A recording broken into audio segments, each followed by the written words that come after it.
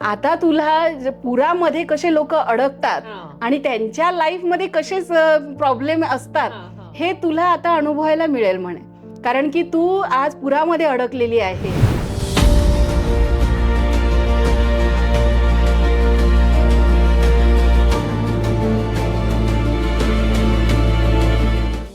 नमस्ते, मी अभिनेत्री प्रबोधनकार मेघना झुजम.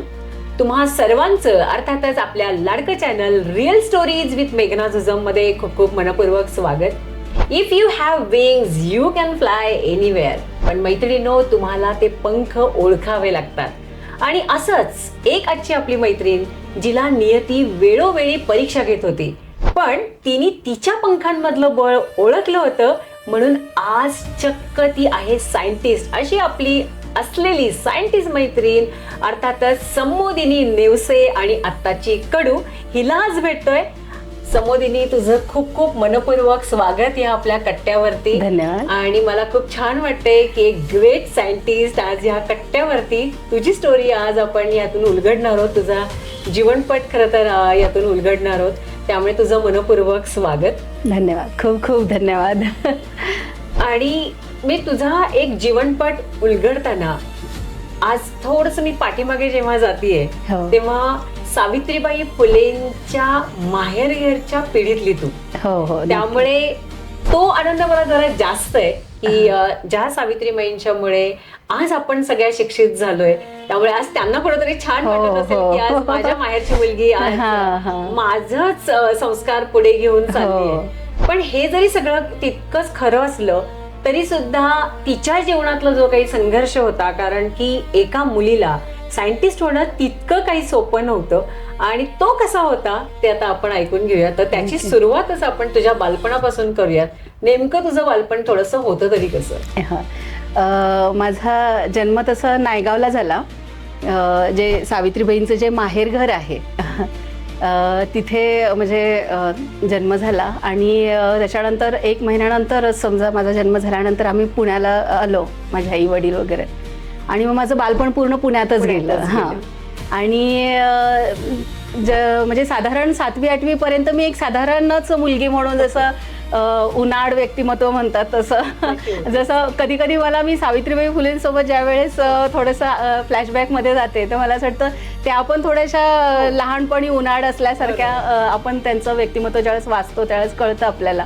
आणि मी पण थोडंसं त्यावेळेस अभ्यासाकडे एवढा कल नव्हता माझा. आणि मग 9वी नंतर माझ्या एक जीवनाला एक वेगळीच कलाटणी भेटलेली आहे.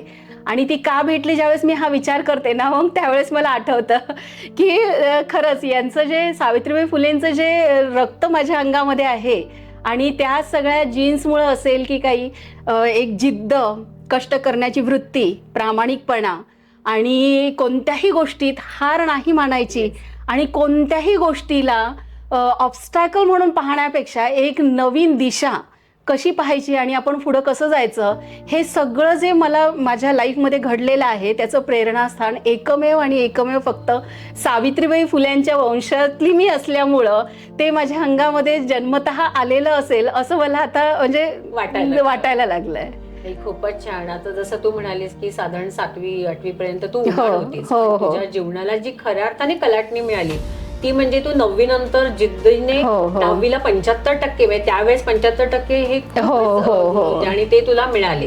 पण घरची परिस्थिती तुमची तशी बेताची होती. मग तू काय म्हणजे त्याच्यानंतर काय ठरवलंस कसं करायचं? म्हणजे 10वीला कसं झालं, अभ्यास मी थोडा सुरू केला होता. आणि एकदा आपण अभ्यास सुरू केल्यानंतर जर अपेक्षित फळ भेटलं तर मग असं आपल्याला वाटायला लागतं की नाही, वी कॅन डू, मी करू शकते आणि मी हे केलं पाहिजे. 10वी माझी ज्यावेळेस रिझल्ट लागला ज्यावेळेस मला 75% मिळाले त्यावेळेस याचा माझ्या आई वडिलांना एवढा आनंद झाला की आमची मुलगी पण अभ्यासू आहे, शिक्षण घेते किंवा तिची ती शिक्षण घेण्याची वृत्ती आहे, मानसिकता आहे, त्यांना खूप चांगलं वाटलं. आणि माझी आई मला लहानपणापासून नेहमीच म्हणायची की तू शिक्षक बनलं पाहिजे, तू शिक्षक बन, म्हणजे तू करू शकते. तुझं मला आवडतं की एक शिक्षिका कशी छान म्हणजे अशी मुलांना घडवत असते, मुलांचं फ्युचर घडवत असते, तर तू पण शिक्षक बनलं पाहिजे अशी ती मला नेहमी म्हणायची. आणि तिच्यामुळंच की काय की मला माझ्या मनामध्ये पण ती जिद्द तयार झाली की मी पण शिक्षक बनलं पाहिजे. त्यावेळेस ज्यावेळेस मी 10वीला होते D.EDचा वगैरे ट्रेंड होता, पण त्याच्यानंतर मग इंजिनिअरिंगचा ट्रेंड आला. ज्यावेळेस मी 10वी माझी झाली, मला इंग्लिशचं थोडीशी भीती होती. इंग्लिश मला जास्त जमायचं नाही. मग इंग्लिश जमल्यामुळं मला असं वाटायचं हे मला का जमत नाही आहे, आणि मला जर जमत नाही आहे तर मी कुठेतरी कमी पडते ना, मला ते येत नाही आहे म्हणजे मी कमी पडते. मग मला ती भीती मनातून काढायची होती, आणि म्हणूनच मी ठरवलं की नाही, जे आपल्याला जमत नाही आपण त्याच्यातच उतरायचं. आणि म्हणून मग मी सायन्सकडे गेले. आता सायन्सकडे गेल्यानंतर ॲक्च्युली हा सगळा जो आहे त्याला अभ्यास वगैरे जास्त लागतोच, काही विषयच नाही आहे. पण त्या केला पाहिजे ही आवड कशी निर्माण झाली, एक थोडंसं मी फ्लॅशबॅकमध्ये जाते की 7वीला की 6वीला असेल, मी मला आठवत नाही, पण 7वीला असेल, आणि मला इंग्लिश विषयच माझा 1 मार्काने राहिला होता. 35ला पासिंग होतं आणि मला 34 मार्क्स होते. 1 मार्काने माझा विषय राहिला. आता प्रगती पुस्तक भेटल्यानंतर त्याच्यावर आई वडिलांची सही लागते, आणि सही ज्या वेळेस लागते त्यावेळेस मग मला माहिती होतं आता आपल्याला बेदम मार बसणार आहे. आणि मार बसणार म्हणजे त्या भीतीने मी ते 2-3 दिवस प्रगती पुस्तक घरी दाखवलंच नाही. आणि मग टीचर जास्त म्हणत होत्या की नाही, लवकर सही आणा, जमा करा, शाळेत जमा करा. आणि मग ज्यावेळेस मग हे मला कळलं की मला प्रगती पुस्तक लवकर द्यायचं आहे, थोडासा मनामध्ये एक निगेटिव्हिटी पण येते, प्रत्येकाच्या मनामध्ये येते की आपल्याला निगेटिव्ह वेनी जायचं की पॉझिटिव्ह वेनी. मला असं वाटलं थोडंसं निगेटिव्ह माइंड माझा जागृत झाला होता, आणि असं वाटलं वडिलांची सही आपणच करावी आणि प्रगती पुस्तक जमा करून द्यावं. पण मग त्याच्यावर ओव्हरटेक केलं पॉझिटिव्ह माइंडने, आणि नाही, हे असं वाईट काम करायचं नाही, जे काही आहे ते फेस करू चला. आणि मग मी ज्यावेळेस वडिलांना दाखवलं, अपेक्षित मला मार बसला आणि त्यांनी मला पनिशमेंटही दिली. कर्वेनगरला, पुण्यामध्ये कर्वेनगरला महर्षी स्त्री शिक्षण संस्थेमध्ये मी शिकत होते, आणि वारजे माळवाडीमध्ये माझं घर होतं. तर तिथून कर्वेनगरला शाळेमध्ये तू रोज पायी जायचं. सकाळी 7 वाजताची शाळा, म्हणजे मला 5-5:30ला उठावं लागायचं. स्वतःची तयारी करून मला 6 वाजता ज्यावेळेस मी घराच्या बाहेर पडायचे त्यावेळेस मला ते शाळेमध्ये मी पोचायचे 7च्या बेलला. तर पायी जायचं, पायीच घरी यायचं. मला दुपारी 2 व्हायचे, आणि पनिशमेंट म्हणून माझ्यासाठी सांगितलं होतं वडिलांनी की हिला भांडे घासायला लावायचे. आल्या शिक्षण नाही घेत आहे ना, मग घरातले कामं कर. मग मी भांडे घासायचे, आणि त्याच्यानंतर मला जेवण मिळायचं. डब्बा सुद्धा स्वतः तयार करून न्यायचा, आई करून देणार नाही. आईला तशी स्ट्रिक्ट वॉर्निंग होती वडिलांची की नाही. आणि मग हे ज्यावेळेस मी विचार केला, म्हणलं हे एवढं कष्ट सहन करण्यापेक्षा अभ्यास केला.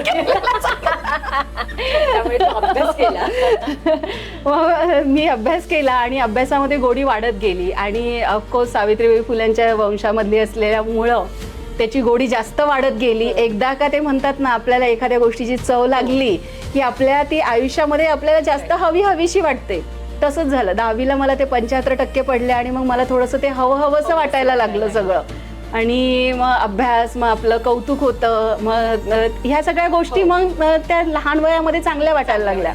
मग मी 11वी-12वीमध्ये सायन्स घेऊन माझं शिक्षण झालं. आता 12वी झाल्यानंतर पुढचं काय, हा मोठा प्रश्न माझ्यासमोर होता.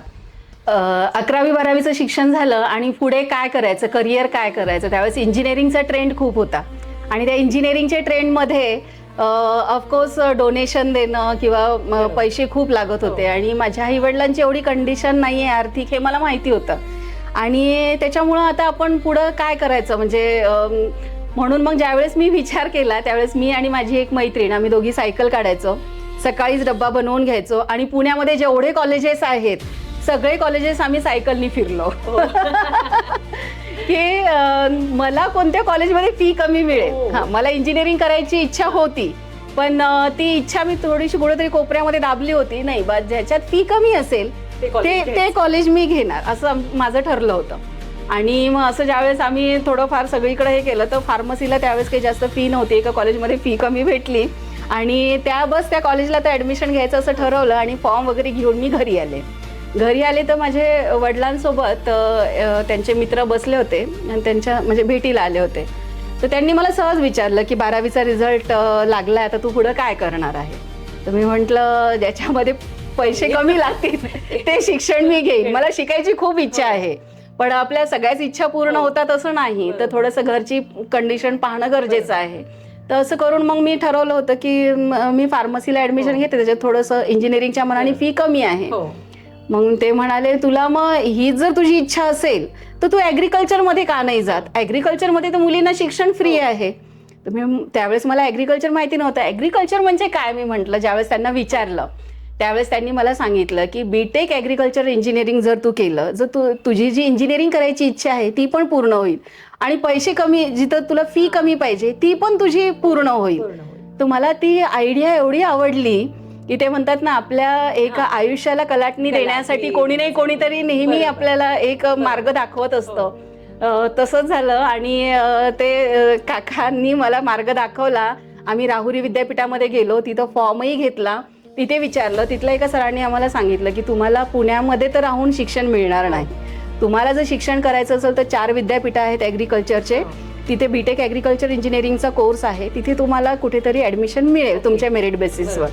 मी म्हटलं कमी पैशामध्ये शिक्षण मिळतंय आणि माझी इंजिनिअरिंगची इच्छा ती पण पूर्ण होतीये, महाराष्ट्रातल्या कोणत्याही कोपऱ्यात मी जायला तयार आहे, फक्त माझी ऍडमिशन झाली पाहिजे आणि मला शिकायचं आहे. बरोबर आहे. इथं तुझ्या दोन्ही अटी आता पूर्ण होणार होत्या. माझं शिक्षण म्हणजे जो काही घरामध्ये आर्थिक परिस्थिती बेतात हो, होती, हो, त्यामुळे तुला असं शिकायचं होतं की जिथं फी कमी आहे.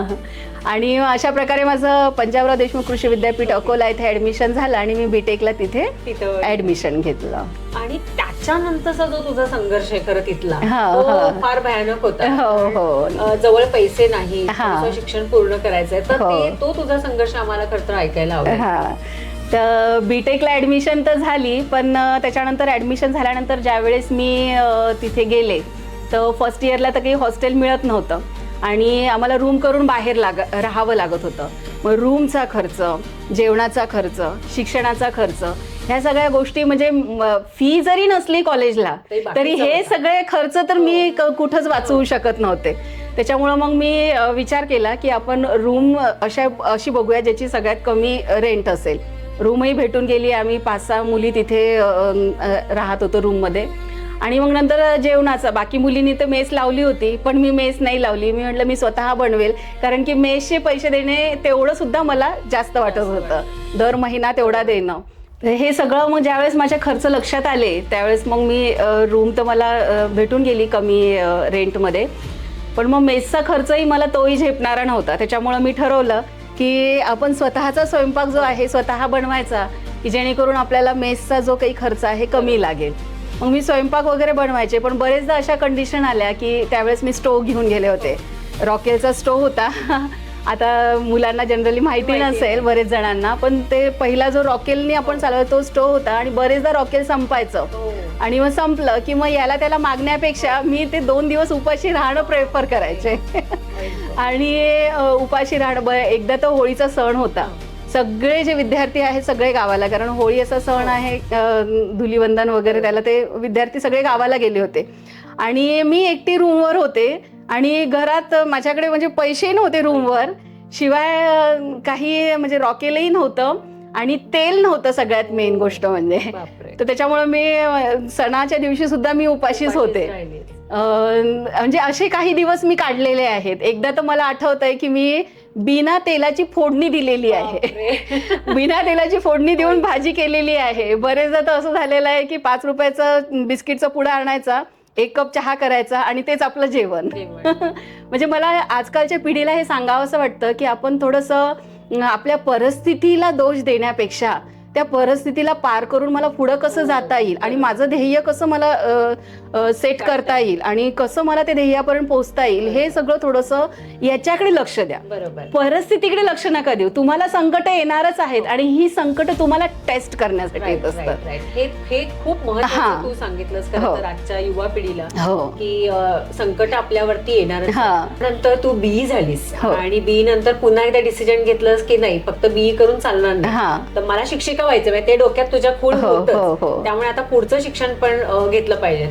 तू एमटेक ला ऍडमिशन आणि एमटेक तू गोल्ड मेडलिस्ट आहेस, तो किस्सा किंवा ते एक आम्हाला ऐकायला. तर बीटेक झाल्यानंतर मी एमटेकला ऍडमिशन घेतली आणि का घेतली, कारण की बीटेक नंतरच मला खरं तर घरची कंडिशन अशी असल्यामुळं त्यावेळेस जॉब करणं गरजेचं होतं. तर पण मी असं म्हणजे ज्यावेळेस मी मार्केट पाहिलं, करिअर मध्ये ज्यावेळेस उतरायचा मी प्रयत्न केला त्यावेळेस मला कळलं की बीटेक नंतर जर तुम्ही मार्केटमध्ये आले जॉब करण्यासाठी तर तुम्हाला फार कमी एक तर पॉसिबिलिटीज आहेत आणि सॅलरी पण कमी आहे आणि जॉबही तुम्हाला असा परमनंट लेवलचा नाही मिळणार. म्हणून मी ठरवलं की नाही आपण पुढं एमटेक करूया आणि एमटेकला मग मी अशा प्रकारे ॲडमिशन घेतली. आता एक त्याचा छोटासा एक किस्सा मी तुम्हाला सांगेन की कसे आपल्या आयुष्यामध्ये संकट येतात. एमटेकला ॲडमिशन घेतल्यानंतर ज्यावेळेस सेकंड सेमिस्टरचं माझं रजिस्ट्रेशन होतं त्यावेळेस जर तुम्ही ऑन डे जर रजिस्ट्रेशन केलं तर तुम्हाला फाईन पडत नाही, पण तुम्ही जर एक दिवस लेट रजिस्ट्रेशन केलं तर पर डे 50 रुपयानुसार तुम्हाला फाईन पडतो. आणि पुन्हा मग थोडंसं आर्थिक कंडिशन कशाला विनाकारण 50 रुपये फाईन कशाला द्यायचा, म्हणून मी ठरवलं की नाही ऑन डे आपल्याला रजिस्ट्रेशन करायचं. त्यावेळेस थोडंसं पाऊस वगैरे खूप सर्वत्र चालू होता महाराष्ट्रामध्ये आणि माझे वडील ते थोडंसं न्यूज वगैरे पाहून मला म्हणाले होते, आई वडील दोघंही म्हणाले होते की नको जाऊ, म्हणजे थोडं 2-3 दिवस थांब, पाऊस निवळू दे आणि मग तू जा. पण माझ्या डोक्यामध्ये तेच नाही 50 रुपये फाईन पडेल रोज पर डे 50 रुपये एवढे पैसे आपण कसे भरणार, नाही जाऊयात म्हटलं. म्हणून मग मी थोडं म्हणजे हट्ट करून मी रिझर्वेशन केलं ट्रॅव्हल्सनी. सिंदखेड राजापर्यंत आली. अकोल्याला मला जायचं होतं. सिंदखेड राजापर्यंत मी आले आणि तिथे एवढा रात्रभर पाऊस झाला होता की तिथला जो ब्रिज होता ब्रिजवरून पाणी वाहत होतं आणि त्याच्यामुळं गव्हर्नमेंटनी पूर्ण ज्या बसेस ज्या आहेत त्या ब्रिजवरून जाण्यासाठी मनाई केली होती. त्याच्यामुळं 2-3 किलोमीटरपर्यंत बसेसची रांग लागली होती आणि आम्हाला असं वाटलं ठीक आहे, पहिले असं वाटलं इट्स ओके, एखाद तासात पाणी म्हणजे निवळून जाईल आणि मग आपण जाऊ. 1 तास झाला, 2 तास झाले, 5 तास झाले, रात्र म्हणजे मी सकाळी 7 वाजता तिथे पोहोचली होते सिंदखेड राजाला. 7 वाजता आमची गाडी तिथे थांबवली. असं वाटलं दुपारपर्यंत आपण निघून जाऊ तिथून, पण नाही, पूर्ण रात्र झाली आणि रात्र झाल्यावर मग थोडीशी भीती वाटायला लागली कारण पाऊस खूप धो पडत होता, पाणी ओसरण्याचं नाव घेत नव्हतं. आणि अशामध्ये मग ते तिथे पत्रकार वगैरे सगळे खूप न्यूज चॅनलवाले आणि सगळे आजूबाजूचे, कोणी रडत होतं, कोणी विद्यार्थी होते, कोणी फॅमिली होते, कोणी लहान मुलं होते. मी खूप घाबरून गेले ते कारण मी एकटीच होते त्यावेळेस. माझ्यासोबत एक दुसरी मुलगी होती पण ती माझ्याच वयाची. त्याच्यामुळं मग मी आईला वगैरे फोन लावला तर त्या आईच्या एका वाक्याने मला त्यावेळेस तिथे इतका आधार मिळाला. त्यावेळेस माझ्या आईने मला सांगितलं, अगं हा पण अनुभव तुझ्या लाईफमध्ये खूप महत्वाचा आहे. आता तुला पुरामध्ये कसे लोक अडकतात आणि त्यांच्या लाईफमध्ये कसे प्रॉब्लेम असतात हे तुला आता अनुभवायला मिळेल म्हणे, कारण की तू आज पुरामध्ये अडकलेली आहेस. हे सुद्धा हा अनुभव तुझ्या लाईफमध्ये खूप महत्वाचा आहे. आणि मग ज्यावेळेस मला हे आईचं वाक्य मी ऐकलं तर त्यावेळेस मी मग स्वतःला म्हटलं हे पण बरोबर आहे, लेट्स एन्जॉय पूर एन्जॉय केला. आणि त्यावेळेस मग मला थोडंसं असं जाणवलं की आपण परिस्थितीला म्हणजे आईनी जो मला धीर दिला की जी माझ्यावर वेळ आलेली होती, ती कंडिशन जी होती त्याच्यामध्ये घाबरून न जाता त्या परिस्थितीला सामोरे कसं जायचं हे जास्त महत्वाचं आहे. आणि त्याच वेळेस संकट येतच गेली. मला असं वाटलं 2 तास गाडी अडकेल, पण मला अक्षरशः 2 दिवस तिथं थांबावं लागलं. आणि शेवटी मला त्या बसमधून येणं काही म्हणजे झालंच नाही, पॉसिबल झालंच नाही.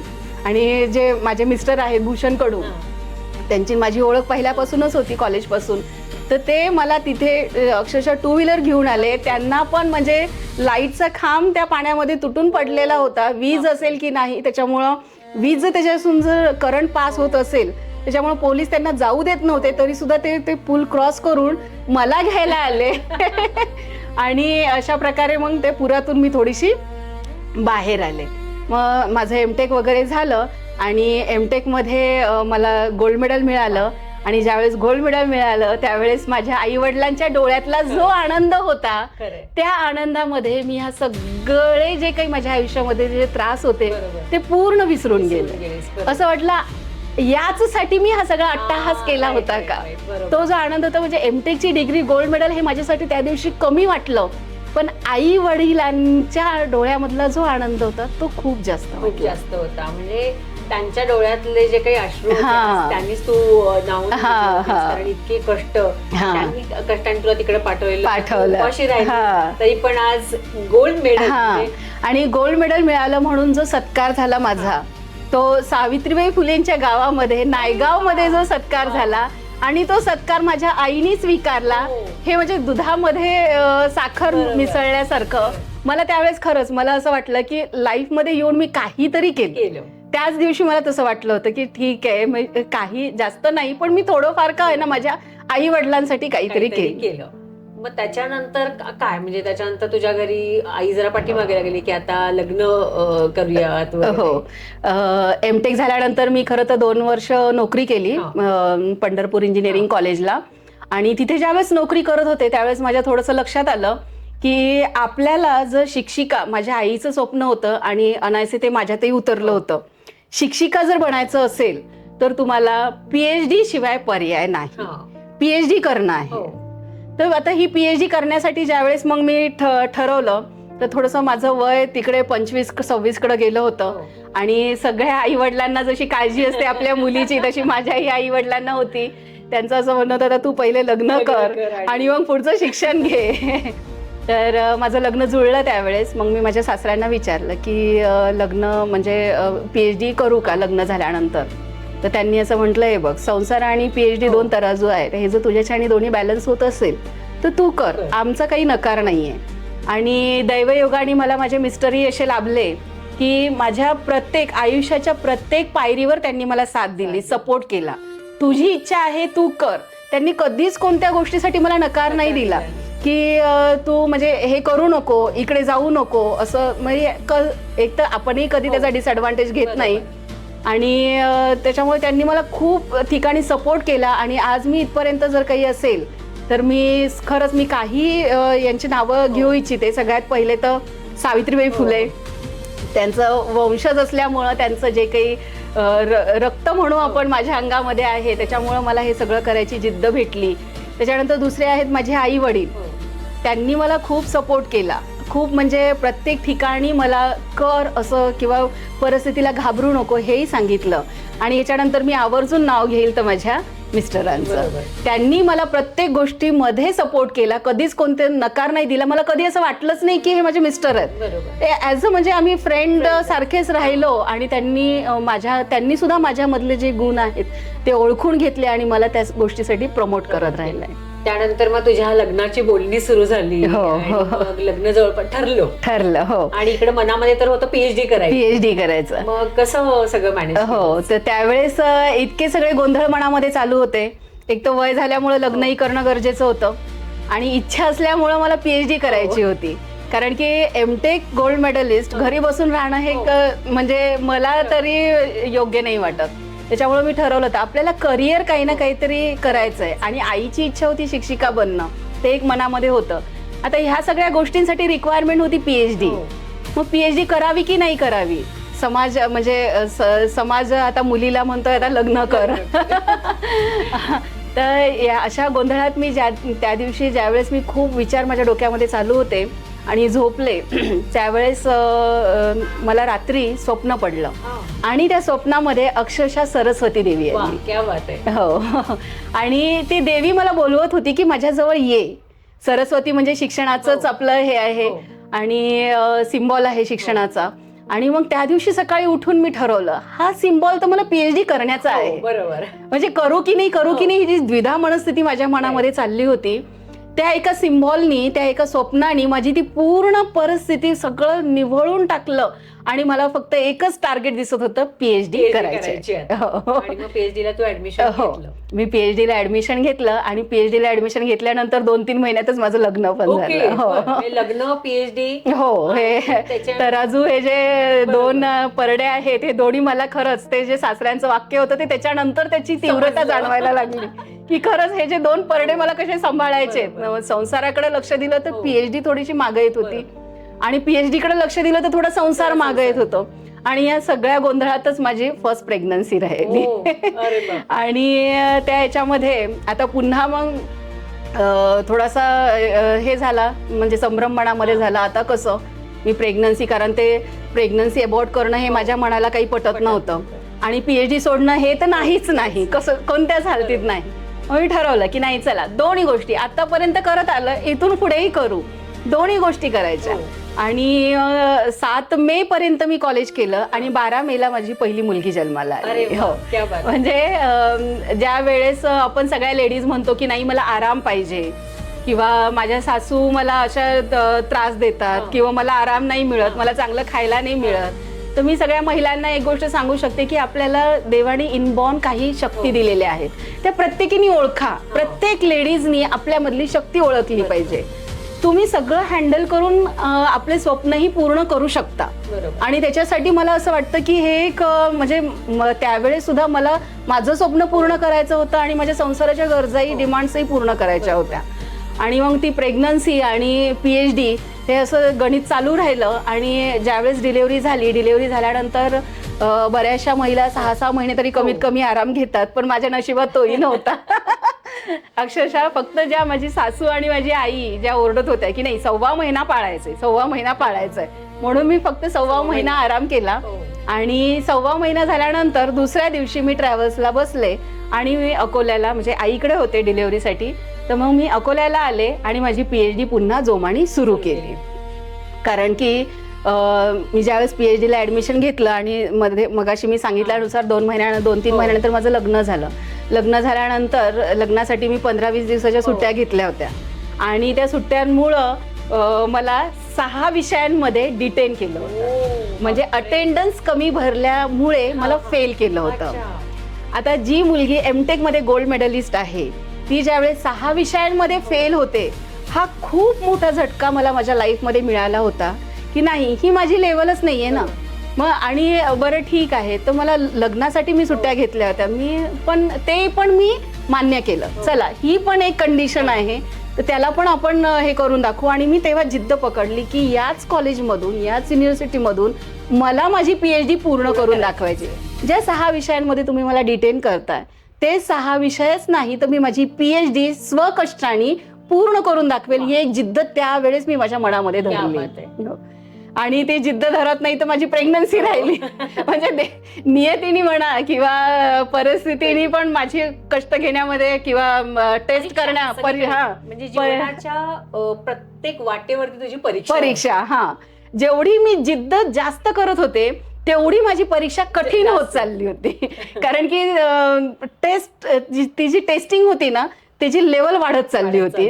तू हे ट्रॅकल केलं का, आता पुढचे पाहतो, असे मला प्रत्येक ठिकाणी नियती म्हणत होती. पण मी पण काही हार मानली नाही. प्रत्येक गोष्टीमध्ये जसा पाय रोवून पुढे जाता येईल तसं मी पुढे जात होते. आणि मग प्रेग्नन्सी राहिली. मी म्हटलं आता डिलेव्हरी झाल्यानंतर 1.25 महिना मी सुट्ट्या घेतल्या, तर यांनी मला पुन्हा डिटेन नाही केलं पाहिजे, ही भीती एक मनामध्ये होती. जसा 1.25 महिना झाला तसंच मी पुन्हा लगेच कॉलेज जॉईन केलं. आणि मग तिथून पुढे नंतर माझ्या रिसर्चसाठी मला भोपाळला जावं लागलं. Central institute of agriculture engineering Bhopal, इथे माझं रिसर्च वर्क पूर्ण झालं. तेव्हा तू रिसर्च करत होते? माझा PhDचा टॉपिक जो होता तो सुबाबूळ जे आहे आपली, सुबाबूळ पासून प्रोड्युसर गॅस तयार करायचा, म्हणजे लाकडापासून वायू तयार करायचा आणि त्या वायूला आपण प्रोड्युसर गॅस म्हणतो. आणि तो प्रोड्युसर गॅस आणि CNG ब्लेंड करून आपलं इंजिन चालवायचं.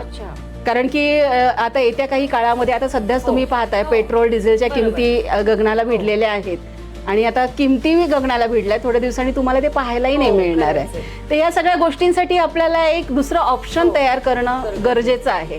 आणि ते ऑप्शन असं असलं पाहिजे की ते आपल्याला रोज जे निसर्ग देतोय त्याच्यापासूनच आपण जर काही तयार केलं, तर त्या गोष्टीसाठी मग आम्ही सुबाबूळ पासून प्रोड्युसर गॅस तयार केला. तो प्रोड्युसर गॅस CNG मध्ये ब्लेंड करून त्याच्यानुसार इंजिन रन केलं आणि त्या इंजिननी आपल्या घरामध्ये ज्या लाईट लागतात त्या लाईट लावल्या. अशा ह्या टॉपिकवर म्हणजे माझा रिसर्च वर्क होता. आता तू भोपाळला पोहोचलीस, 1.25 महिन्याची मुलगी घेऊन मी भोपाळला पोहोचले. ऑफकोर्स आता 1.25 महिन्याच्या मुलीचा मी एकटी सांभाळ करू शकत नव्हते. त्यावेळेस माझ्या लहान बहिणीने मला खूप मदत केली आणि खूप मोठा आधार दिला. खरं तर तिचे ते मोल मी कधीच परतफेड नाही करू शकत. तिनं तिच्या लाईफ मधले 2 वर्ष माझ्या मुलीसाठी दिले. आणि अशा प्रकारे म्हणजे मी, माझी बहीण, लहान बहीण प्रज्ञा आणि आई असं आणि माझी 1.25 महिन्याची मुलगी असं आम्ही 4घी जणी भोपाळला पोहोचलो.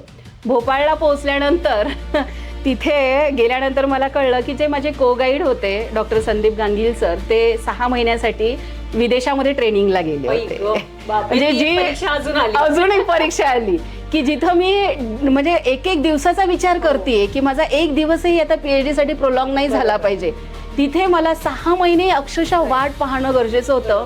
आणि तिथे मी पुन्हा तुटले होते आणि असं झालं होतं की नाही आता स्टॉप, आता नाही जमणार माझ्या ह्याच्यानी, कारण माझ्यासोबत एक जीव पण होता ना. आणि त्यावेळेस कसं आहे, मी स्वतः डिलेव्हरी झालेली आहे, मला आरामाची गरज आहे हे मी विसरले होते. माझ्यासोबत 1.25 महिन्याची मुलगी आहे हे मी विसरले होते. मला काही सांसारिक जबाबदाऱ्या आहेत हे मी विसरले होते. फक्त PhD हे टार्गेट होतं. आणि त्याच्यात हे नवीन ज्यावेळेस संकट आलं त्यावेळेस मी पूर्ण तुटून गेले आणि मी ठरवलं होतं आता बस, पुन्हा एकदा माझी आईच माझ्या कामी आली आणि तिने मला म्हटलं की जर तू आता अकोल्याला पुन्हा गेलीस, म्हणजे घरी जर पुन्हा गेलीस तर तू PhD करणं इम्पॉसिबल आहे, तर तू इथेच थांब, तुझा पुढचा अभ्यास कर म्हणाली. आणि मग त्यावेळेस मला थोडंसं, मी ज्यावेळेस विचार केला, माझ्या लक्षात आलं की PhD साठी आपण लिटरेचर कलेक्ट करतोच, तर मग आपण सर येतोपर्यंत लिटरेचर कलेक्ट करू आणि इथेच थांबू. आणि असं ज्यावेळेस मी लिटरेचर कलेक्ट करत होते, 2-3 महिने झाले होते आणि 3 महिन्यानंतर अचानक माझे को-गाईड माझ्या समोर येऊन उभे राहिले. म्हणजे नियती तुझी परीक्षा पाहतच होते, उत्तर पण देत होती. तिलाही कुठेतरी वाटत होतं की नाही आता बस, हिला आता खूप आपण टेस्ट केलंय. आणि जे 6 महिन्यानंतर येणार होते ते 3-4 महिन्यानंतरच आले आणि माझा रिसर्च वर्क तिथून सुरू झाला. त्यावेळेस मला खूप छान वाटलं, चला रिसर्च वर्क सुरू झाला एकदाचा. आणि माझ्या रिसर्च वर्कसाठी मगाशी मी सांगितल्याप्रमाणे मला सुबाबळीचे लाकूड पाहिजे होतं. आणि लाकूड म्हणजे त्या ड्रममध्ये जे लाकूड टाकायचं होतं त्याच्यामध्ये जवळपास 100 किलो लाकूड त्याच्यात बसत होतं ॲट ए टाइम. म्हणजे त्या मशीनची एक टाइमची खुराक 100 किलो होती. म्हणजे मला किती मोठ्या प्रमाणात लाकूड पाहिजे होतं. सुबाबळीचं लाकूड तोडणं ॲक्च्युली इलिगल आहे, गव्हर्नमेंटची बंदी आहे त्याच्यावर. पण थोडंसं 1-2 लाकूडवाल्यांशी मी बोलून थोडासा ट्राय केला होता आणि त्यांनी एक ट्रक पाठवला पण होता. पण ते पुन्हा टेस्टिंग नियतीची तर ट्रक पकडला गेला आणि ते लाकूड काही माझ्यापर्यंत आलं नाही. आणि मग त्याच्यानंतर मग ते म्हणाले दीदी अब रुक जाओ, म्हणे 15 दिन अभी बात मत करो म्हणे लकडी के बारे में म्हणे. 15 दिवस पुन्हा थांबले आणि मग 15 दिवसानंतर त्यांनी दुसरा ट्रक पाठवला. तोपर्यंत मी माझे दुसरे कामं करत होते आणि त्यांनी दुसरा ट्रक पाठवला, तो आला, माझ्या इन्स्टिट्यूटपर्यंत पोहोचला आणि माझं रिसर्च वर्क जिथं चालू होतं तिथं ओपन प्लॉटमध्ये आम्ही पूर्ण लाकूड असं पसरवून ठेवलं होतं. तर त्या दिवशी कसलंही वातावरण नसताना, त्यावेळेस माझी मुलगी असेल समजा 3-4 महिन्याची, कसलंही वातावरण नसताना तिथे त्या दिवशी इतका जोराचा वारा सुटला आणि खूप पाऊस, मोठ्या मोठ्या दाण्यांचा. तो पाऊस मी माझ्या लाईफमध्ये कधीच नाही विसरू शकत. वेगळाच पाऊस असं तो पुन्हा तुझी पुन्हा परीक्षा घेण्यासाठी. आणि ती परीक्षा एवढी जोरदार होती, एवढे टप्पोरे दाण्याचा पाऊस मी कधीच पाहिला नव्हता. रात्रीचे 1-2 वाजले होते, म्हणजे अवेळी पाऊस सुरू झाला होता. आणि आता जर तो पाऊस लाकडांवर जर पडला असता तर ते लाकूड पूर्ण भिजलं असतं, तर ते ड्राय झाल्यानंतर म्हणजे ते 15 दिवस ड्रायिंगला लागले असते आणि त्याच्यानंतर ते मशीनमध्ये टाकावं लागलं असतं. म्हणजे माझं रिसर्च वर्क अजून 1 महिना डिले झाला असता. म्हणून मग मी त्यावेळेस रात्रीचे 1-2 वाजले होते, मी माझ्या लहान बहिणीला म्हटलं की आपण दोघी जाऊ, कमीत कमी ॲट ए टाइम म्हणजे 100 किलो लाकूड तरी आपण शेडमध्ये टाकून शिफ्ट करू. हो, पाऊस विसरून गेलीस आपण कोवळी बाळंतीण. हो, ते मी विसरून गेले की मी कोवळी बाळंतीण आहे, माझी 4 महिन्याची मुलगी आहे. म्हणजे आज निघायला लागलं रे आपल्याला बाळ आहे 4 महिन्याचं. मग माझ्या मैत्रिणीला सांगितलं, शेजारच्या रूम मध्ये जी राहत होती तिला म्हटलं तू हिच्या जवळ थांब. आणि विजा वगैरे चमकत होत्या, ती जर घाबरून उठली तर तिला फक्त थापट म्हटलं, असं मायेची ऊब दे, ती लगेच झोपून जाईल. आणि मग मी आणि माझी बहीण आम्ही दोघी निघालो. त्यावेळेस आता ते सेंट्रल इन्स्टिट्यूट असल्यामुळं रिसर्च जिथं माझं चालू होतं ते थोडं लांब होतं आणि मी ज्या क्वार्टरमध्ये राहत होते ते लांब होतं आणि पूर्ण निर्मनुष्य झाड, ऍग्रीकल्चर सेंटर, भूत बंगला मी म्हणजे ते कारण झाडांवरच रिसर्च चालू आहे त्याच्यामुळे तिथे झाडं वगैरे भरपूर असतात. तर मग मला जायला, मी ज्यावेळेस तिथून रोडनी चालले होते, भीती तर मनामध्ये होतीच, पण ती भीती मी माझ्या इच्छे किंवा PhDच्या वर येऊ देत नव्हती. आणि एक वॉचमॅन भेटले, ते म्हणे का जा रहे म्हणे आप. मी म्हटलं थोडा काम है उधर, रिसर्च के उधर जा रहे. म्हणे नाही म्हणे तुम्ही जाऊ नाही शकत म्हणे, या वेळेला तुम्ही दोन्ही मुली आहात म्हणे आणि वातावरण काही चांगलं नाहीये, पाऊस वादळ वारा, ह्या सगळ्या ह्याच्यामध्ये तुम्ही जाऊ नका. मी म्हटलं ठीक आहे काका, नाही जात म्हटलं, तुम्ही जा म्हटलं. त्यांना आम्ही पाठवून दिलं. त्यांना मिसगाईड केलं आणि आम्ही पुन्हा त्या रिसर्च चालू होतं तिथे, लाकडाच्या तिथे पोहोचलो. तिथे गेल्यानंतर मग आम्हाला पटापट ते तार कंपाऊंड होतं, त्या तारेच्या कंपाऊंड मधून आम्ही आतमध्ये घुसलो. गेटला लॉक होतं, शेजारच्या तारेच्या कंपाऊंड मधून आतमध्ये घुसलो दोघी जणी. लाकूड उचलत होतो, शेड मध्ये टाकत होतो, लाकूड उचलत होतो, शेड मध्ये टाकत होतो. आणि उचललं काय एवढे? हा, ते छोटे छोटे तुकडे असे एवढे तुकडे करून आणले होते. तसं उचलण्यासारखे नव्हते, पण ती जी जिद्द मनामध्ये होती आणि या माझ्या जिद्दीमध्ये माझ्या बहिणीची साथ होती. म्हणजे तिलाही ते काही वजन जाणवत नव्हतं. ते नाही, ताईचं लाकूड भिजेल, ताईचं लाकूड भिजेल. ती पण लाकूड उचलत होती, आम्ही दोघी शेडमध्ये टाकत होतो. आणि मग असं करत करत ज्यावेळेस आम्ही 10-12 लाकडं आतमध्ये टाकली, पाहतो तर काय 15-20 जणांचे म्हणजे जे सिक्युरिटी गार्ड असतात ना, ते 15-20 सिक्युरिटी गार्ड तारेच्या कंपाऊंडच्या बाहेर तिथे उभे आहेत आणि आमच्याकडे पाहत आहेत. आणि तो जो टॉर्च आहे, त्यांच्या सिक्युरिटी गार्डकडे टॉर्च राहतो रात्रीचा, ते त्यांनी 15ही टॉर्च आमच्यावर फोकस केले होते की ह्या काय करतायत, हा हे चोरी वगैरे करतायत की काय, असं त्यांना वाटलं थोडंसं. मग मी माझ्या बहिणीला म्हटलं तिकडे बिलकुल लक्ष देऊ नको, आपल्याला काय करायचंय, लाकूड उचलायचंय, शेडमध्ये टाकायचंय, बस टार्गेट आपलं ते आहे सध्या. आम्ही दोघी लाकडं टाकत होतो. मग त्यांना वाटलं ह्या काही घाबरतही नाहीये तर काहीच नाही. त्यांनी डायरेक्टरला फोन केला, इन्स्टिट्यूटचे जे डायरेक्टर होते त्यांना फोन केला. ते डायरेक्टर तिथे आले. ये आप नहीं कर सकते. म्हटलं सर मैं यहाँ की स्टूडेंट हूँ. आता डायरेक्टर ते मोठे, त्यांना काही एवढं सगळे स्टूडेंट लक्षात राहत नाही. म्हटलं सर मैं यहाँ की स्टूडेंट हूँ और ये मेरा जो लकड़ी है इसके ऊपर रिसर्च वर्क चालू है, तो ये मुझे गीली होने से रोकना है और इसे अंदर ट्रान्सफर करना है. तर ते म्हणे नाही तुम्ही करू नाही शकत. शेवटी त्यांनी माझ्या को गाईडला फोन लावला. माझे को गाईड जे आहे त्यांनी मला फोन केला आणि ते अक्षरशः ओरडले मला. कधीच म्हणजे ते इतके सॉफ्ट हार्टेड होते, पण ते त्यावेळेस ओरडले, तुम्हें बच्ची है याद है ना, भूल गई 4 महीने की बच्ची है, उसका ध्यान रखो, उसके पास जाओ, तुम भी बीमार मत पड़ो, बारिश में गीली मत होना, और इसका देखेंगे अगर गीली भी हो गई लकड़ी तो उसका क्या करना है हम देखेंगे. म्हणे तुम पहले अपनी बच्ची के पास जाओ. आणि मग शेवटी ते म्हणतात ना, म्हणजे आता एवढे जण सगळेजण समजवत आहेत आणि आपण म्हणजे असं एकदम स्टिक राहणं चांगलं नाही.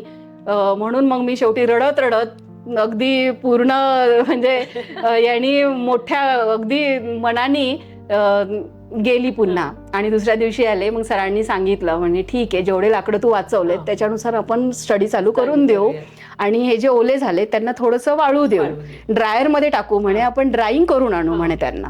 मग हे सगळं झालं आणि अशा प्रकारे माझा पुन्हा रिसर्च वर्क सुरू झाला. आता वाटलं रिसर्च वर्क चालू राहील पण पुन्हा अजून एक नवीन टेस्ट होतीच, संकट होतच. एक साधारण 8-9 महिन्याची माझी मुलगी असेल मोठी, तर ती 9 महिन्याची होती आणि तिला म्हणजे डायरिया झाला, जुलाब आणि उलट्या इतक्या तीव्र लेवलच्या झाल्या होत्या की तिला आयसीयूत ऍडमिट करावं लागलं. आणि 8 महिन्यांची मुलगी, ज्यावेळेस माझ्याजवळ कोणीच नाहीये, मी भोपाळला होते, मी आणि माझी बहीण माझ्यापेक्षा लहान, म्हणजे अनुभवानी कमी, आणि मला पण काही जास्त अनुभव नव्हता. डिलिव्हरी माझी फर्स्टच होती.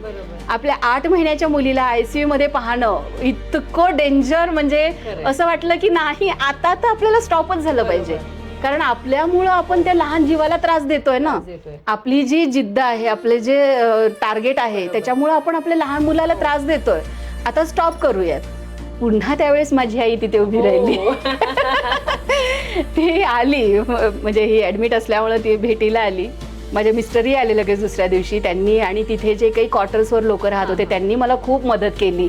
रात्रीच्या वेळी 12-12 वाजता माझ्यासोबत म्हणजे मुलीला ॲडमिट करण्यासाठी तिथे. खरंच ज्यावेळेस आपलं संकट असतात ना, त्यावेळेस देवानी आहे ना, जरी त्याची परीक्षा तीव्र असली ना, तरी त्यांनी की नाही आपल्यासाठी मदतीचे हँड्स पाठवलेले असतात. आणि म्हणून मी म्हणते, संकटांना घाबरू नका, संकटांना कधीच घाबरायचं नाही. आपल्याला संकटासोबत पर्याय उपलब्ध असतो, फक्त आपण तिथे किती फर्म उभे राहतोय हे महत्वाचं आहे. संकटामध्ये आपण न डगमगता आपण कसं पुढे जातोय ना, हे महत्वाचं आहे. आणि तिथे खरंच मी त्यावेळेस माझ्या मुलीला म्हणजे ते झालं, मग ते 7-8 दिवस ती ऍडमिट होती. मग ती थोडीशी प्रकृती हळूहळू तिची सुधारली. त्यावेळेस जेव्हा आई आली होती त्यावेळेस ती म्हणाली, आता स्टॉप कर म्हणे, तुझा संघर्ष आहे, तू कर. तुझ्या संघर्षासोबत तिला होरपळ नको. आणि आता ती 8-9 महिन्याची झालेली आहे, आईपासून थोडी वेगळी राहू शकते म्हणे. तर तिनं माझ्या मोठ्या मुलीला घेतलं, लहान बहिणीला घेतलं आणि ते तिघी जणी पुण्याला रवाना झाल्या. तिकडे आता मी एकटी होते आणि जेव्हा एकटी होते त्यावेळेस मग म्हणजे रिसर्च वर्क करून वगैरे ज्यावेळेस क्वार्टरवर पुन्हा यायचे त्यावेळेस मला मग माझ्यासोबत कोणीच नसायचं, न फॅमिली मेंबर. माझी 8 महिन्याची मुलगी जिला आपण एवढा जीव लावलेला आहे आणि ती माझ्या जवळ नाहीये. एका आईची माया काय मुलगी समोर नाही तुला. आणि हे सगळं दुःखच मला पुढचं पाऊल अधिक जोमाने टाकण्यासाठी प्रयत्न करत होतं. म्हणजे मी थोडी जरी विसरले की मला लगेच हे सगळं आठवायचं, म्हणजे माझी मुलगी, माझा नवरा, माझा संसार, माझे आई वडील, आई वडिलांचे स्वप्न, हे सगळं आपल्याला साकार करायचं आणि मग माझं पुढचं पाऊल अजून नेक्स्ट जोमाने पडत होतं. अशातच ज्यावेळेस मला प्रोड्युसर गॅस आणि CNG हे 2 ब्लेंड करायचे होते, तर प्रोड्युसर गॅस मला पर्सेंट वाईज CNG मध्ये टाकायचा होता. म्हणजे 10%, 20%, 30% असं प्रमाण वाढवत वाढवत मला टेस्टिंग करायचं होतं. तर ते ब्लेंड होण्यासाठी मला खूप मोठा स्ट्रगल करावा लागला. म्हणजे ते ब्लेंडिंग करण्यासाठी माझ्याकडे ते इन्स्ट्रुमेंट अवेलेबल नव्हतं. म्हणजे रेडी, कारण तो रिसर्च वर्कच मी पहिल्यांदा करत होते. टॉपिकच फर्स्ट टाइम मी केला होता, CNG सोबत प्रोड्युसर गॅस ब्लेंड करायचा. तर मग मला ते ब्लेंड येतच नव्हतं, ब्लेंड करता म्हणजे ते ब्लेंडच होत नव्हतं. मग अशा वेळेस तो कसं करायचं, त्याचे पर्याय काय आहेत यासाठी ज्यावेळेस मी विचार करायचे तर अक्षरशः ब्रश करताना तोच विचार, झोपताना तोच विचार, जेवताना तोच विचार. माझ्यासोबत कोणी बोलत असेल तर हो मी पूर्ण वाहून घेतलं. त्या व्यक्तीसोबत मी फार कमी राहायचे, जो समोरचा व्यक्ती आहे त्याच्यासोबत मी काय बोलते मला माहिती. माझ्या डोक्यामध्ये फक्त मी ब्लेंड कसा करू शकते, प्रोड्युसर गॅस आणि CNG दोन्ही गोष्टी ब्लेंड कशा करू शकते. आणि खरंच मी इथे पण एक सांगू शकते की ज्यावेळेस आपल्या समोर संकट उभं असतं ना, तर ते संकट सॉल्व्ह कसं करायचं याचा ज्यावेळेस आपण जास्त विचार करतो ना, त्यावेळेस ते संकट सॉल्व्ह होतं. म्हणजे असं कोणी येऊन ते आपलं संकट सॉल्व्ह नाही करणार, तर तेवढं डिवोशन आपल्याला द्यावं लागतं. तेवढं ते सॉल्व्ह करण्यासाठी ज्यावेळेस आपण तेवढे प्रयत्न करतो ना, तेवढं लवकर उत्तर आपल्याला मिळतं. म्हणजे आताची बरीचशी पिढी मी पाहते की माझं हे संकट आलं म्हणून मी ते तिथं सोडून दिलं. सोडून नका देऊ. ती तुमची जी जिद्द आहे ना, ती पुढे जाण्याची आणि त्या गोष्टीला स्टिक राहण्याची, त्या गोष्टींना प्रयत्न, त्या कष्टाला प्रयत्न तुम्हाला मिळत असतात. आणि त्या कष्टाचं जे आहे, तुम्ही प्रयत्न जेवढे कराल तेवढं सक्सेस तुम्हाला मिळत असतं. आणि लाईफमध्ये जेवढं जास्त संकट तेवढं दमदार तुमचं यश. जेवढं इझिली तुम्हाला मिळतंय ना, समजून जा ही गोष्ट तुमच्या लाईफमध्ये फार कमी वेळेसाठी आहे. आणि जेवढं तुम्ही संकटातून ती गोष्ट प्राप्त करताय ना, जेवढं जास्त संकट आणि जेवढं जास्त प्रयत्न कष्ट कराल ना, तेवढी ती गोष्ट तुमच्या लाईफमध्ये जास्त वेळासाठी टिकेल.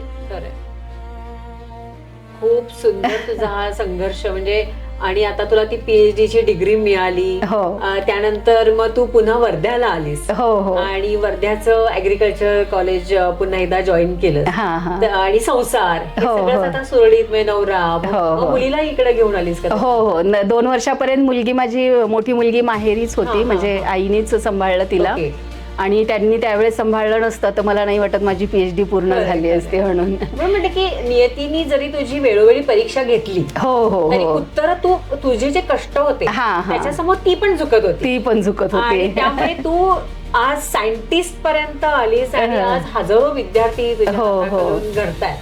तर जाता जाता त्याच्याबद्दल काय सांग? नक्कीच PhD एवढ्या कष्टाने मी पूर्ण केली आणि जस्ट ते माझे जे कष्ट जे नियतीने पाहिले होते म्हणून की काय, तर मला 1च वर्ष कॉन्ट्रॅक्ट बेसिसवर जॉब करावा लागला. आणि त्याच्यानंतर लगेच मला वर्धा, जे रुरल इन्स्टिट्यूट पिपरी वर्धा, जे पंजाबराव देशमुख कृषी विद्यापीठाच्या अंतर्गत आहे, तिथे जॉब व्हॅकन्सी निघाली आणि मी तिथे फॉर्म टाकला. आणि तिथं जे माझं सिलेक्शन आहे, it's only because of my PhD. जर मी त्यावेळेस PhD नसले नसते तर मी त्या गर्दीतून बाजूला झाले नसते. म्हणजे जी बाकीची जी गर्दी होती ती सगळी एमटेक वाल्यांची होती आणि त्या एमटेक वाल्यांच्या गर्दीतून मीच एकटी वेगळी का निघाले? PhD मुळे. आणि त्या PhD मुळेच मला माझी नोकरी मिळाली. 2014 साली मी रुरल इन्स्टिट्यूट पिपरी वर्धा येथे ॲज अ लेक्चरर म्हणून जॉईन केलं. आणि त्या दिवशी जेव्हा मी जॉईन केलं त्यावेळेस मला वाटलं की आज मी माझ्या आईचं स्वप्न पूर्ण केलं. माझं स्वप्न होतं इंजिनियर बनायचं, तेही झालं. आईचं स्वप्न होतं शिक्षिका बनायचं, तेही पूर्ण झालं. आणि हे सगळं करत असताना स्वतःचं आणि आई वडिलांचं ज्यावेळेस आपण स्वप्नपूर्ती करतो, हा एक वेगळाच अनुभव. म्हणजे तुम्ही किती शिक्षण घेतलं किंवा तुमच्या आयुष्यामध्ये किती कष्ट आले, याही पेक्षा जास्त महत्वाचं असतं की म्हणजे ज्यांनी आपल्याला जन्म दिलेला आहे त्यांचे आपण स्वप्न साकार करतोय आणि सोबतच आपण आपले पण स्वप्न साकार करतोय.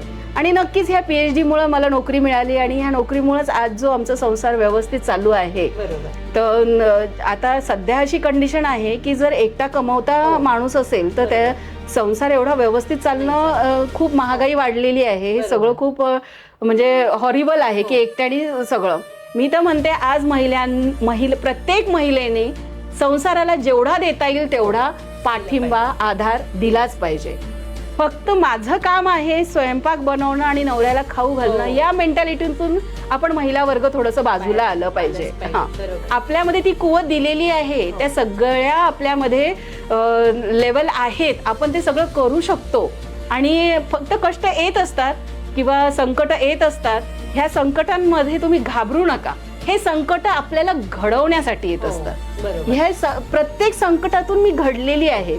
PhD मध्ये शिक्षण तर मी घेतलंच, पण ह्या PhD मध्ये माझी सहनशक्ती किंवा माझं एक व्यक्तिमत्व एक वेगळ्याच प्रकारचं उभारून आलेलं आहे. आणि हे व्यक्तिमत्व घडवण्याचं काम जसं जसं तुम्ही समाजामध्ये वावरता, तुम्ही शिक्षण घेता, याच्यासोबतच तुमचं व्यक्तिमत्व घडत असतं. म्हणजे आज क्षणभर असं जरा पाठीमागे गेले, ही जी वारज्यातली मुलगी आहे, परिस्थितीने मी शिक्षण पूर्ण होईल की नाही अशा विचारात होती, किंवा जी सायकलवरून सगळीकडे फिरत होती, कुठलं कॉलेज मला मिळतं, कमी फी असेल तिथे मला एज्युकेशन घ्यायचंय, ती मुलगी PhD पूर्ण करते. It's really great. आणि जी मुलगी इंग्लिशला घाबरत होती, जिचा 1 मार्काने इंग्लिशचा विषय राहिला होता, आज ती इंग्लिश मध्ये लेक्चर देते. आणि त्यासाठी तुझी जिद्द आणि खरंच तू वेळोवेळी जी काही परीक्षा देत होतीस, नियती तुझी परीक्षा घेत होती, त्यालाही तू चांगलं उत्तर दिलं की नाही, मी घाबरणार नाही, पुढे जाणार. वेळोवेळी तुझी आई त्या क्षणी नेमकी बरोबर सावित्रीबाई यायची. माझी आई म्हणजे मला प्रत्येक संकटामध्ये की नाही तिनं इतका पाठिंबा दिलेला आहे की नाही तू करू शकते. ही आपल्यातली जी म्हणजे मला तिनं ओळखलं होतं, मी ओळखायच्या अगोदर तिनं ओळखलं होतं आणि तिनं ते एक पंख दिले होते, हे पंख तुझ्याकडे आहे, त्याचा वापर कर. म्हणजे माझं व्यक्तिमत्व घडण्यामध्ये माझ्या आईचा खूप मोलाचा म्हणजे वाटा आहे त्याच्यामध्ये. आणि आज खूप छान वाटते की 2 छान छोट्या छोट्या सावित्री तुझ्या घरी. 2 मुली आहेत. खरं तर सावित्रीबाई फुलेंच्या घराण्यामध्ये माझ्या पोटी 2 मुली आहेत. माझ्या आईच्या पोटी सुद्धा 3 मुली होत्या. तिनं सुद्धा 3 मुलींवर त्या काळामध्ये ऑपरेशन केलं. माझ्या काळामध्ये एवढं अवघड नव्हतं, पण मी म्हणजे मुलगाच पाहिजे किंवा असाही अट्टहास माझ्या मिस्टरांचा सुद्धा नव्हता. आणि फक्त 2 पाहिजे, एकमेकांसोबत 2 पाहिजे. काही असू दे. खूप छान. म्हणजे आजची तुझी जो काही संघर्ष होता, जीवन कहाणी ऐकली, आणि एक सामान्य मुलगी सुद्धा सायंटिस्ट होऊ शकते प्रूव्ह करून दाखवलंस. आणि निश्चितपणे आपण सगळेच ह्याच्यातून आज प्रेरणा घेणार आहोत. आणि हा तुझा प्रेरणादायी जीवनपट तू आमच्या ह्या रिअल स्टोरीजच्या कट्ट्यावरती उलगडलास, त्याबद्दल खूप खूप तुझी मी आभारी आहे. तुझ्या पुढच्या आयुष्यासाठी, भविष्यासाठी खूप साऱ्या तुला शुभेच्छा. थँक्यू. पुन्हा एकदा धन्यवाद. आणि खूप खूप खरं तर मीच तुमचे धन्यवाद मानले पाहिजे. कसं असते, प्रत्येक ठिकाणी प्लॅटफॉर्म उपलब्ध करून देणं, तुम्ही मला खरं तर खूप छान प्लॅटफॉर्म उपलब्ध करून दिला. ह्या सगळे टेस्टिंग माझ्या आयुष्यामध्ये झाली, संकट माझ्या आयुष्यामध्ये आलेच, त्यांना एक मी आज उजाळा दिला आणि तुम्ही मला तो प्लॅटफॉर्म उपलब्ध करून दिला. आणि हे सगळं हे जी प्रेरणादायी स्टोरी आहे, याच्यातून कोणी एक जरी प्रेरणा घेतली बरोबर आणि कोणी एक दुसरी समोदिनी तयार झाली तर खरंच मला खूप आनंद होईल. सगळ्यात खूप महत्वाचे. आणि अशा हजारो लाखो समोदिनी तयार व्हाव्या ही तुझी गजानन महाराजांच्या वरती निस्सीम भक्ती, त्यांच्याच चरणी मी प्रार्थना करते आणि तुझे पुन्हा एकदा आभार मानते. आणि समोदिनीची ही स्टोरी तुम्हाला कशी वाटली हे मला कमेंट करून सांगायला विसरू नका. आणि आपल्या चॅनलला आजच सबस्क्राईब करा, कारण अशाच प्रेरणादायी आपल्याच मैत्रिणींच्या गोष्टी दरवेळेस नवीन नवीन स्वरूपात तुमच्या समोर येणार आहेत. त्यामुळे तोपर्यंत धन्यवाद, बाय बाय आणि जय हिंद.